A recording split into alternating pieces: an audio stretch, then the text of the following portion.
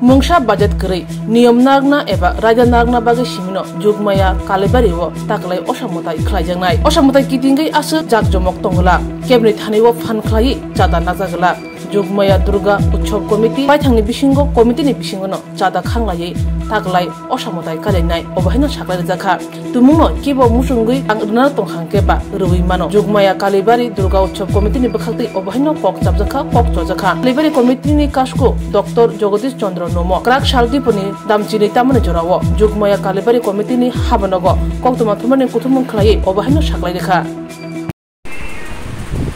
সেই সঙ্গে শারদীয় দুর্গোৎসবের শুভকামনা। যদিও আমাদের ত্রিপুরা রাজ্যে এই সময় একটা ভয়াবহ বন্যার জন্য আমাদের যে দুর্যোগ আমাদের উপরে এসেছে তার রেশ অনেকটাই আমরা এখনো কাটিয়ে উঠতে পারিনি, আমরা এটা কাটানো শুরু করেছি। এই অবস্থাতে আমরা আমাদের যোগমায়া কালীবাড়ি পূজা কমিটি আমরা গত দুদিন আগে একটা সভা আমরা অনুষ্ঠিত করি।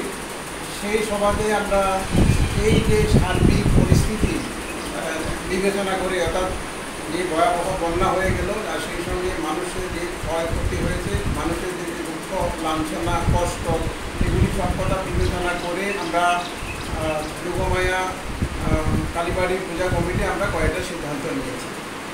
সেই সিদ্ধান্তের মধ্যে প্রথম যে সিদ্ধান্তটি সেটা হলো এই যে আমরা প্রতি বছর যেরকম আমরা বিভিন্ন স্থানে যাই, মায়ের পুজোর জন্য অনেকের কাছ থেকে আমরা বিভিন্ন চাঁদা আদায় করি, অর্ঘ আদায় করে থাকি বা তাদেরকে আমরা অনুরোধ করে থাকি, যেরকম আমাদের বিভিন্ন গ্রামে অথবা দোকানে ব্যবসায়ীদের কাছে।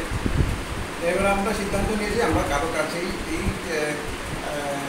চাঁদার জন্য আমরা যাব না, তাদের উপরে আমরা আর কোনো বোঝা এখন আপাতত চাপাতে চাই না। আমরা চাই যে তারাও এই দুর্যোগপূর্ণ পরিস্থিতি থেকে তাদের উত্তরণ করবে।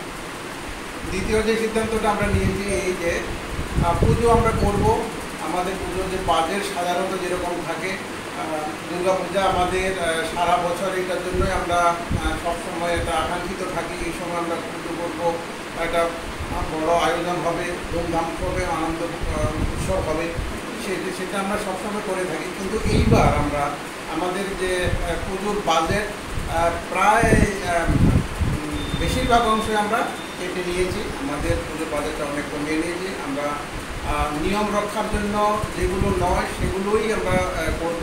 তবে আমাদের এখানের মধ্যে পুজো অর্চনার যে সকল নিয়ম কানুনগুলো আছে, সাত্ত্বিক যে সকল নিয়মগুলো আছে বা শাস্ত্রমত নির্ঘণ্টমত যে সকল কাজগুলো করতে হবে মায়ের পুজোর জন্য, সেগুলো কোনোটাই আমরা কম রাখবো না। অর্থাৎ পুজো আমরা করবই এবং সেখানের মধ্যে আড়ম্বরটা কম থাকবে। এবার পুজোতে আমাদের সাত্ত্বিকতাটা সবচেয়ে বেশি থাকবে।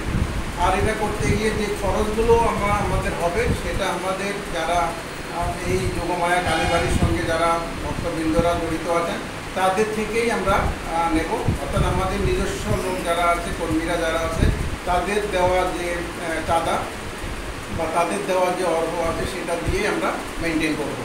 এটা যে একটা দুর্যোগ এখন চলছে, মানুষ যেরকম একটা দুর্বিষহ অবস্থার মধ্যে আছে।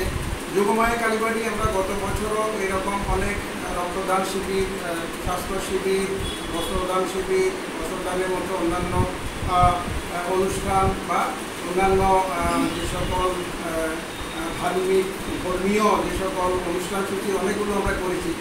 এইবার হয়তো কিছুটা কম হলেও আমরা চাইছি যে যোগমায়া কালীবাড়ি কমিটি চিরাচরিত যেরকম করে থাকে সেরকমভাবে তাদের অসহায় জনসাধারণ যারা আছে তাদের জন্য আমরা কাজ করব। তার মধ্যে আমাদের স্বাস্থ্য শিবির আমরা করে চলেছি, আমরা অনেকগুলো জায়গাতে মধ্যে গিয়েছি, আমরা স্বাস্থ্য শিবির করছি, আরও ভবিষ্যতে আমরা করব। কারণ আমরা জানি যে এরকম বন্যা ফলে যেই ডিজাস্টার হয়, যেই দুর্যোগগুলি হয়, এর কিন্তু আফটার এফেক্ট এখন থেকে শুরু হবে। এখন সেটা যে ভয়াবহ রূপ আরও নগ্ন রূপ এখন ধারণ করবে, বিভিন্ন জলবাহিত রোগ, চর্মরোগ, তারপরে মানসিকভাবে অবসাদগ্রস্ত হওয়া, এগুলি সব শুরু হবে। সুতরাং সেই জন্য আমরা আমাদের যে স্বাস্থ্য শিবিরগুলো আমরা ক্রমাগতই করতে পারি, এতে আমরা কোথাও কোনো কমতি রাখবো না। আমরা এর মধ্যে অনেকগুলো করেছি, আরও করতে পারি। আমরা এর মধ্যে একটা পরিবারকে আমরা পেয়েছি, যেখানের মধ্যে একটা শিশু সন্তান ছিল। জন্মগতভাবে সে মানসিকভাবে দুর্বল বা রোগে ভুগছেন। ব্যাঙ্গালোর থেকে চিকিৎসা করে এসেছেন। আসার পরে ওর যে ওষুধপত্র, সেই ওষুধপত্র সহ তার যে ডকুমেন্টগুলো আছে সবগুলো ধ্বংসস্তূপে বা আমাদের ধসের নিচে পড়ে গিয়েছে, তার কাছে কিছুই নেই। তো আমরা চাইছি যে তার কাছে আমরা ওষুধপত্র নিয়ে পৌঁছানোর জন্য তাদের বাড়িতে আমরা গিয়েছি, সবাইকে আমরা ওষুধপত্র দিয়েছি, তাদেরকে কিছু বস্ত্র দিয়ে সাহায্য করেছি। গতকাল আমাদের সেক্রেটারি, আমাদের পূজা কমিটির সেক্রেটারি বিপুল সেখানের মধ্যে গিয়ে তার হাতে আরও আগামী 1 মাসের ওষুধ ওনাদের হাতে উঠিয়ে দিয়েছেন, এবং আমরা আর পরেও যদি তার প্রয়োজন হয় সেগুলো আমরা মেটাবো, এবং সেই সঙ্গে ব্যাঙ্গালোরের সঙ্গে আমরা কথাবার্তা বলবো যে কীভাবে তাকে আরও সাহায্য দেওয়া হবে।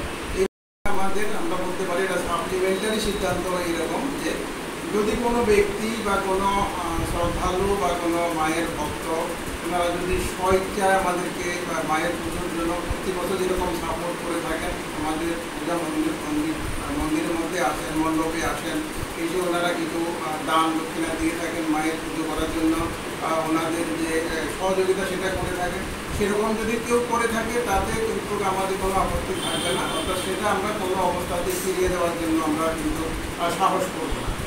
অর্থাৎ আমরা চাইছি যে কেউ যদি স্বইচ্ছায় আমাদের এই পূজা মণ্ডপের মধ্যে এসে যদি কেউ কোনো মানে তাদের অর্ঘ্য প্রদান করতে চান, সেতে আমাদের কোনো আপত্তি